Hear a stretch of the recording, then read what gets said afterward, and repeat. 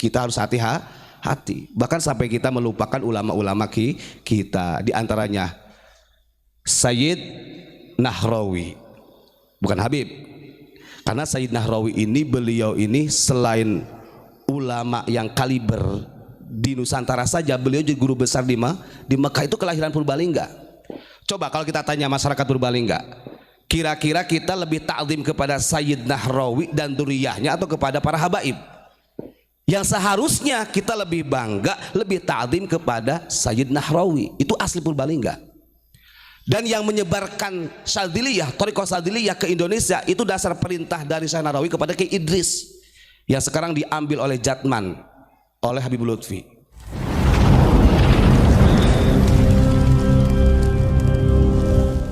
Assalamualaikum warahmatullahi wabarakatuh. Alhamdulillahirabbil alamin wal aqibatul muttaqin wala udwana illa 'alal zalimin. Asyhadu an la ilaha illallah wahdahu la syarikalah, lahul mulku wa lahul hamdu yuhyi wa yumitu wa huwa ala kulli syai'in qadir. Amma ba'd, hadratil kiram, para alim, para ulama, sesepuh bini sepuh, wabil khusus abinal kiram, mursyiduna ilallah, Abuya Mama Gufran Al-Bantani, dan juga tidak lupa seluruh jamaah yang hadir. Ini bisa disuting dulu, Mas Akur, biar kelihatan tuh ada jamaahnya, biar netizen tahu ada jamaahnya tuh. Nanti ya muncul di YouTube Ponpes Unik, Jamaah Majelis Ta'lim Al-Mangli gitu ya. Ini mudah-mudahan jamaah ibu-ibu bapak-bapak diberikan keistiqomahan. Pokoknya segala sesuatunya dilancarkan oleh Allah, rizkinya dimudahkan, punya anak yang solih dan solihah. Amin Allahumma amin. Nah itu jamaah ini. Jadi sebelum lebih panjang, sedikit ingin saya sampaikan. Kalau di sini manggilnya Gus Muad atau apa, siapa? Gus Ahmad Tenmeriki. Nah kalau saya kan kenanya Gus Muad. Jadi Gus Muad, kemudian Cak Naim itu, beliau adalah salah satu orang yang menjadi saksi perjalanan musafirnya Abuya Mama Gufron selama 40 tahun. Jadi panjenengan sadaya semuanya yang di sini, kalau berkhidmat kepada Cak Naim, berkhidmat kepada Gus Ahmad, maka secara silsilah sanad keilmuan insya Allah nyambung juga kepada Abuya Mama Gufron.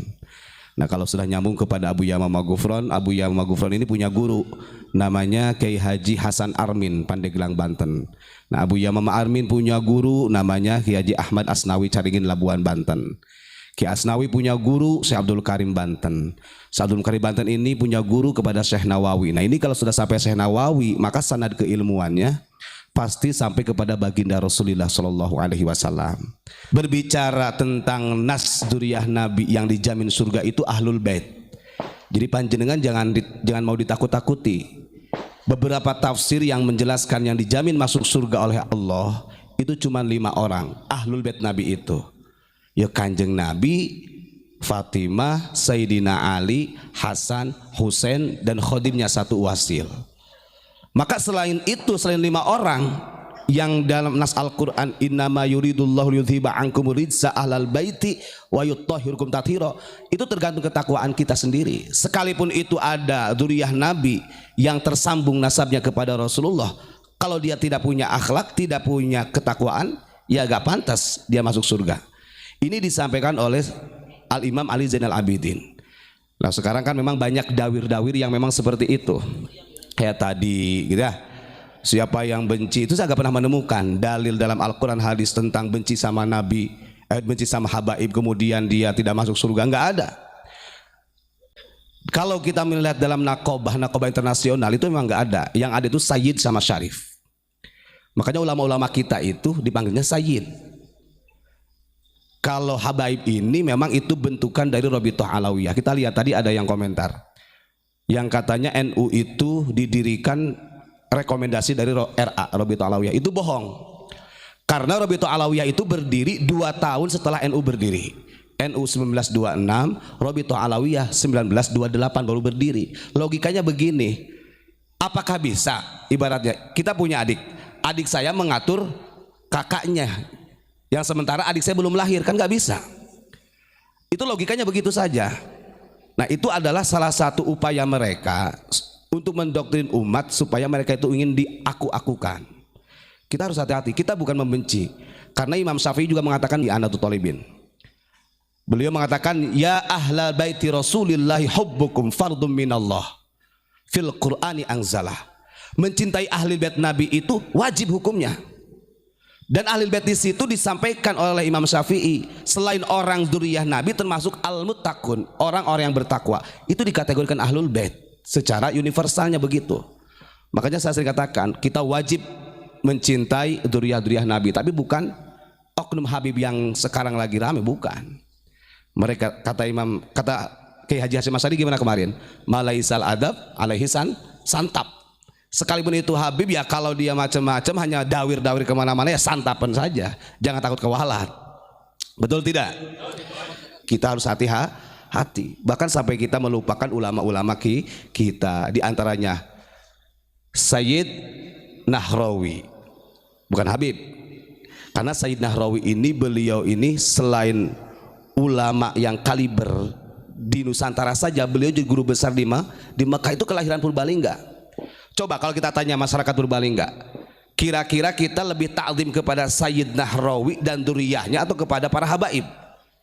Yang seharusnya kita lebih bangga, lebih ta'zim kepada Sayyid Nahrawi, itu asli Purbalingga. Dan yang menyebarkan Syadziliyah, Thariqah Syadziliyah ke Indonesia, itu dasar perintah dari Syekh Nahrawi kepada Kiai Idris, yang sekarang diambil oleh Jatman, oleh Habibul Lutfi.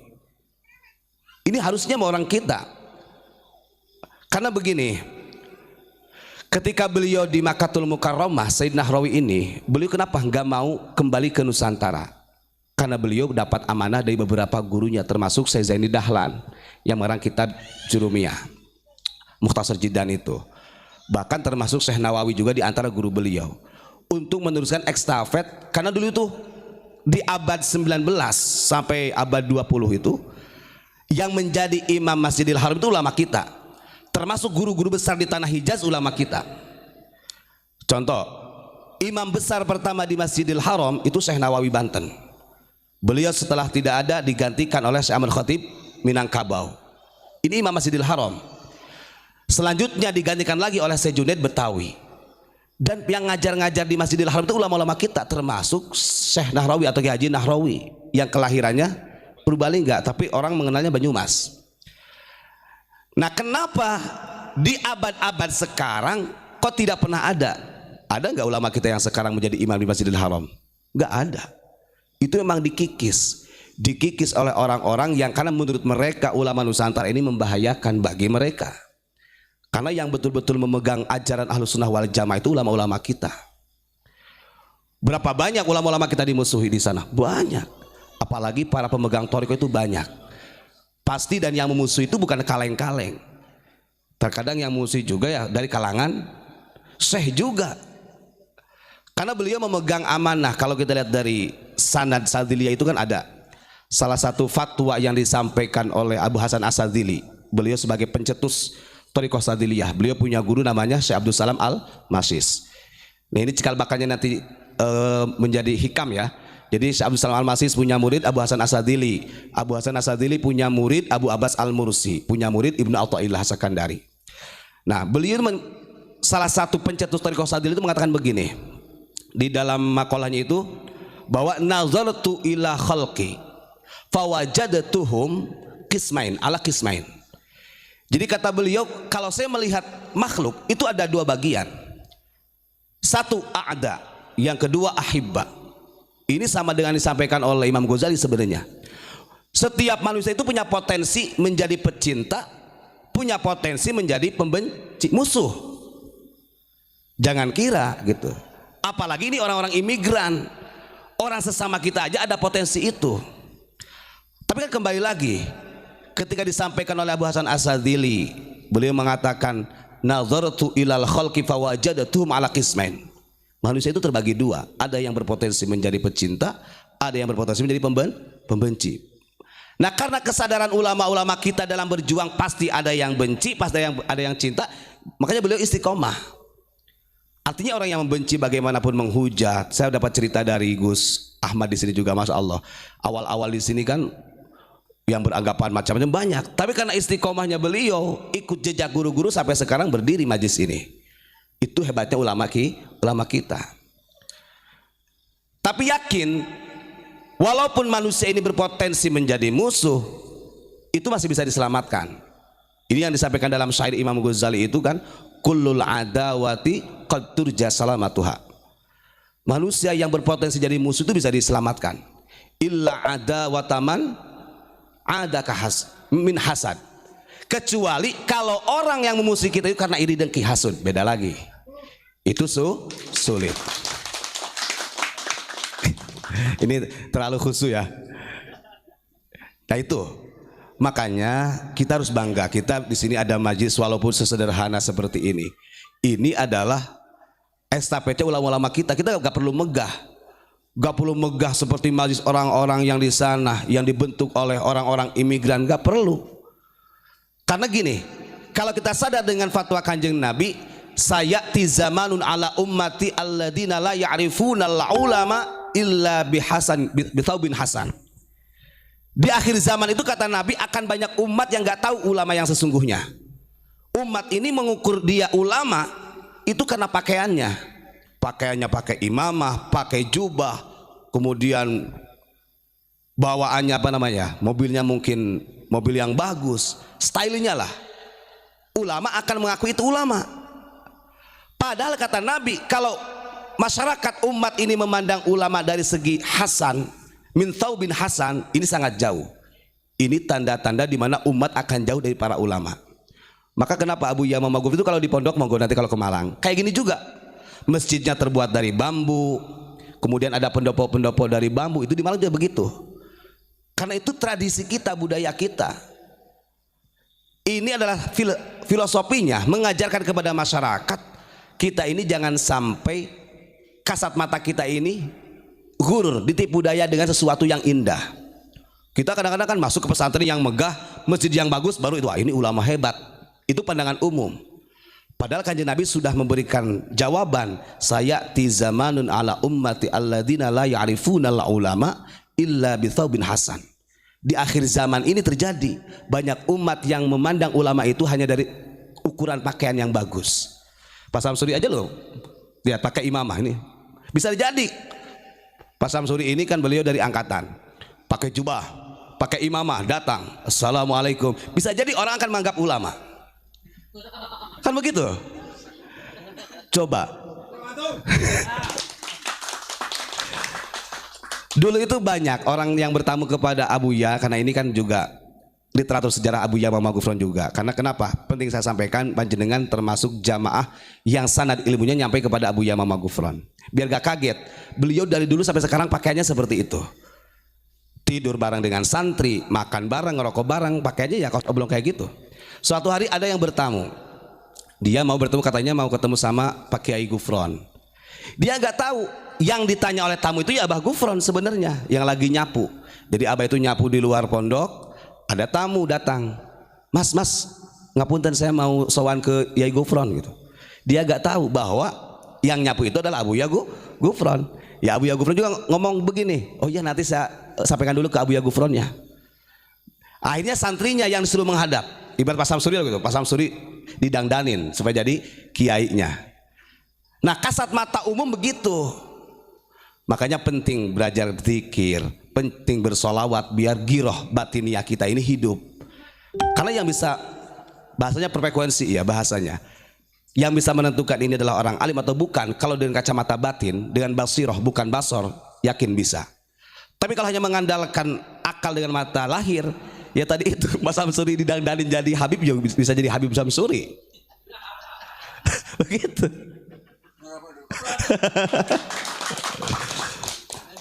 Ibu-ibu bisa saja didangdanin seperti ibu Nyai ceramah, bisa saja. Tapi Kanjeng Nabi bukan itu yang diinginkan Kanjeng Nabi. Ilmu dan amal yang kita praktekkan, bukan stylenya. Makanya sampai dini hari Abuya Mama Gufron dari awal unik berdiri pesantren Abuya tahun 99 ya begitu itu. Jadi kalau orang awam ya mungkin menganggapnya wah ini bukan kiai. Bisa jadi menganggap tukang becak kayak atau apa kan begitu. Begitu ya Pak Samsuri ya. Dulu juga pernah beberapa kali itu Pak Samsuri sering dampingi Abu Yama Gufron ketika ketemu dengan Panglima. Itu yang lebih gagah pakainya Pak Kiai Samsuri ini. Jadi yang cium tangannya ke Kiai Samsuri akhirnya. Nah itu kita ini diajarkan sesederhana mungkin. Makanya sebenarnya Masya Allah dengan adanya majelis di sini yakin pensana dan panjenengan ini sampai kepada baginda Rasulullah Shallallahu Alaihi Wasallam. Yang terpenting kita istiqomah, begitu ya. Pokoknya untuk hal-hal yang sekarang lagi rame, polemik masalah nasab dan lain sebagainya, kita itu jangankan kepada para habaib, sesama manusia biasa saja yang bukan duriah ya kalau benci tetap dosa.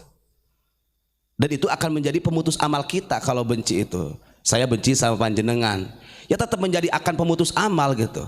Artinya gak ada alasan ketika ada doktrin-doktrin yang seperti itu dobol lah, udah bohong itu. Kalau benci sama Habib sholatnya gak diterima, kalau benci sama Habib kemudian gak boleh masuk surga. Emang surga punya lu? Kan begitu. Nah itu doktrin-doktrin memang gak ada dalam keterangannya. Karena Abu Yama Gufron berpesan kepada kita tetap cinta kasih sayang kepada siapapun, jangankan yang sesama se-Islam gitu, non muslim saja kita hormati. Beberapa kali Abu Yama Gufron mengadakan acara lintas agama, sampai kemarin acara di Cilacap juga ada kan beberapa dari pendeta. Itu menunjukkan kita punya ideologi Pancasila, Bhinneka Tunggal Ika. Nah itulah yang saya sampaikan, mudah-mudahan menambah wawasan. Dan sejak silaturahim dari keluarga besar Abu Yama Gufron, karena baru pertama kali ini, bertahun-tahun Gus Ahmad ini minta dirauhi Abah, baru tahun ini tapi lumayan. Tadi Abu ya matur begini ke saya ini ada di Padepokan ini udah 1 tahun katanya, berada di Purbalingga ini 1 tahun. Saya bilang 1 tahun, oh iya bener ya, Abah datang tanggal 31, nanti malam tanggal 1, ya 1 tahun bener. Artinya lebih lama daripada yang lain disinggahi katanya. Di sini paling lama saya, udah 1 tahun diam saya. Tanggal 31 malam nanti kan tanggal 1, ya 1 tahun bener. Nah itu hebatnya ya. Memang kadang-kadang guyon bahasa retorikanya Abu Yama Gufron ini perlu kita telaah. Panjenengan ini biar kita lebih hidup. Bahasa pesantrennya tasawur, mampu menganalisa. Banyak siloka-silokanya yang harus kita pahami. Nanti insya Allah beliau akan mengisi. Yang jelas tetap istiqomah, dan silaturahim kami keluarga besar Abu Yama Gufron dengan majelis di sini kira-kira diterima apa tidak? Seneng napa boten? Ikhlas gak? Alhamdulillah. Mudah-mudahan silaturahim ini tidak terhenti di sini saja, ila yaumil ma'ad ya. Karena memang silaturahim ini penting. Kita ya percuma kita sholat. Pak Samsuri sudah haji 1 kali, umrohnya berkali-kali. Kalau memutus silaturahim, la yadkhulul jannata qati'ur rahim. Jangankan surganya, baunya aja gak akan dikasih. Makanya ibu-ibu yang rukun dengan tetangga, bapak-bapak juga sama kita menjalin ukhuwah betul-betul. Jangan sampai amal ibadah kita seminggu sekali, sebulan sekali majelis zikiran ini akhirnya dibatalkan, bukan nasab, dibatalkan oleh silaturahim kita yang diputus. Naudzubillahi min